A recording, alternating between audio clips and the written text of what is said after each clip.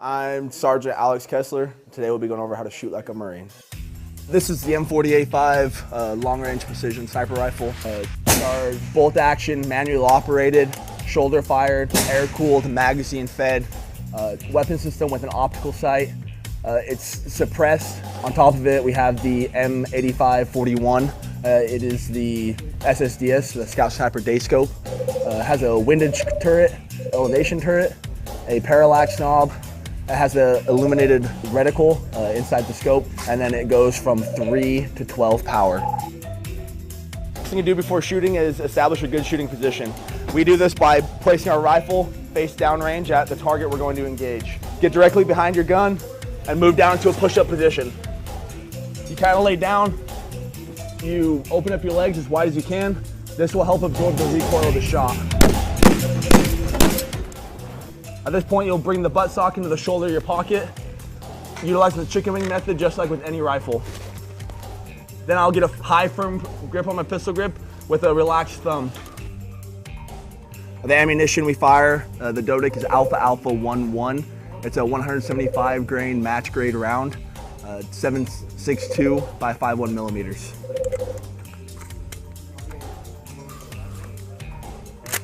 The final thing we do before taking the shot is checking our data on the gun. This will be done by adjusting the windage to whatever we see the wind downrange, and then I'll also check my elevation. One thing to ensure before firing is to have a steady shooting position. We do this by making sure our gun is not canted at all.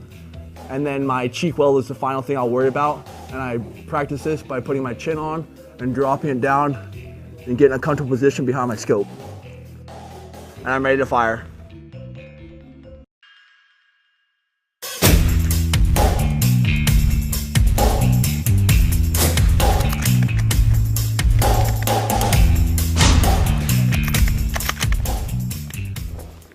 And that is how you shoot like a Marine. Hi, I'm Sergeant Charles Johnson from Shambaugh, Iowa, here with 2nd Battalion, 3rd Marines at Camp Hansen, Okinawa, Japan. Today I'm going to teach you how to shoot indirect fire like a Marine.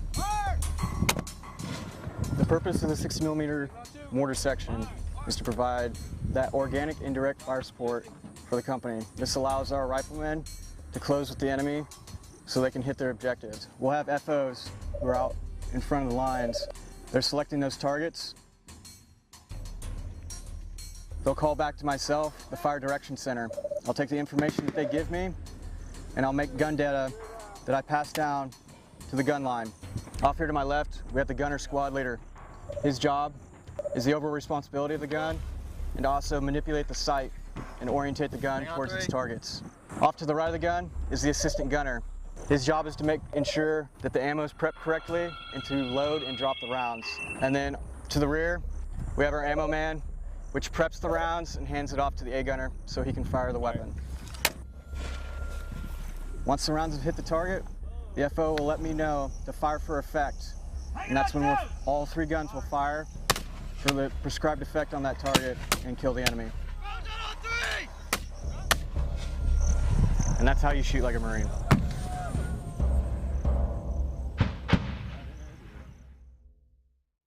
My name is Sergeant Christopher D'Arcy, and I'm going to teach you how to shoot, move, and communicate like a U.S. Marine. Go, go, Freddy! The mission of the Marine Corps Rifle Squad is to locate, close with, and destroy the enemy by fire and movement. Hey, push to the bar, push to the bar! And repel the enemy's assault by fire in close combat. We do that from the squad level, all the way to the team, all the way to the buddy level. The idea of the shoot, move, and communicate is you have your buddy suppressing and one of your buddies moving. We have one buddy shooting, and which will allow the other buddy to move. So one suppressing enemy will allow the other buddy to move. Once he gets set, then he starts suppressing and will allow his buddy to move.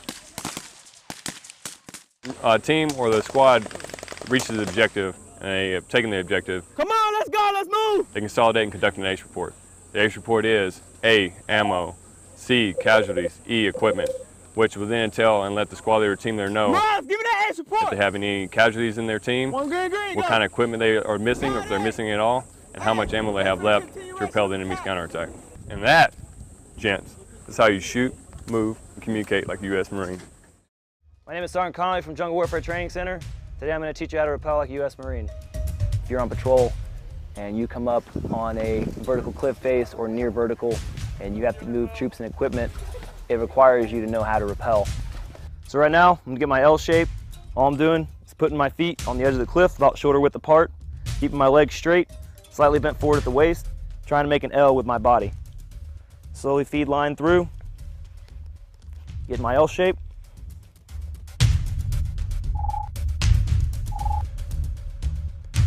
And whenever I get about perpendicular to the cliff, I'm going to step down onto the concrete. At this point, I'm going to maintain that L shape for the entire way going down. My break is either my 6 o'clock, where I am right now,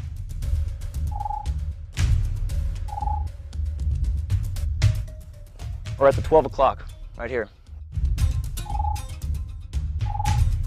This will break me also. 3 o'clock is going to be directly out with my right hand, my break hand, to the 3 o'clock portion of my body. At that point, that's going to give me a slow, even descent.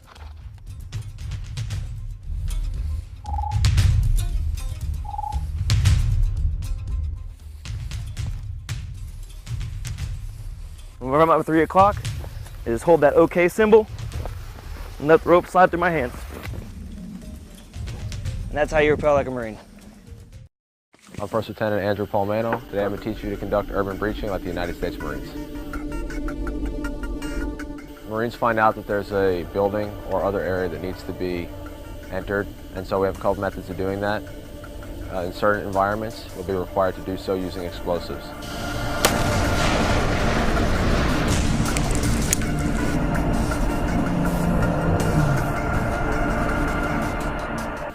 What we do is we have a breacher. He's the Marine that actually is priming the charge and detonating the charge. You have an assistant breacher who helps place the charge and spool out the wire to do that. Our blanket man holds the ballistic breaching blanket, which protects the Marines who stack behind him. Once the Marines come out of the stack, they will aggressively breach that target and fight their way inside.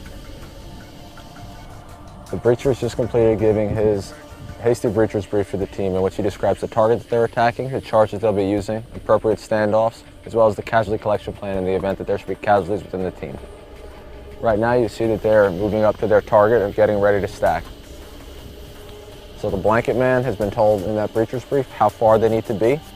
He estimates the distance. The breacher then goes up and sets the charge with his assistant breacher.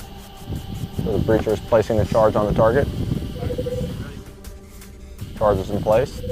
Now they're priming in, so they have a det cord loop, prime of MDI, which is Modern Demolitions Initiator, also known as shock tube. It provides an instantaneous shot from when the Marine presses on the detonator to when the charge should explode. Breacher, you have control. Roger, I have control. Stand by. 5, 4, 3, 2.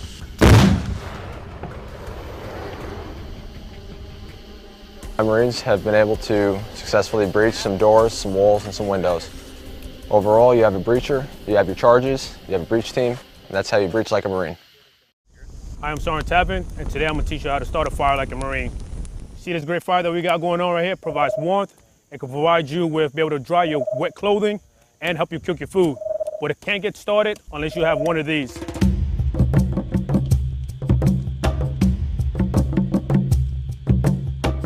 All right, this right here is called a bird's nest. You're just gonna grab a bunch of dried up dead leaves or whatever you can get your hands on, and you're gonna roll it up into a ball and then make a bird nest out of it. So you basically, all you can do is make a pocket in the center. Inside that pocket, you're gonna put magnesium block sheddings. The magnesium helps you be able to start your fire once you start sparks with your flint and steel. Your flint and steel create a sparks whenever you rub any metal against it.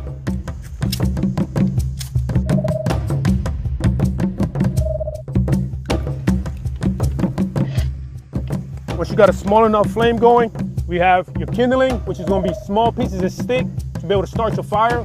Right after your bird's nest, after that, you're going to need your tinder. Your tinder is going to make your fire a little bit bigger, and the end state is to be able to get your fuel on fire, which is going to be your large logs or your thick pieces of wood.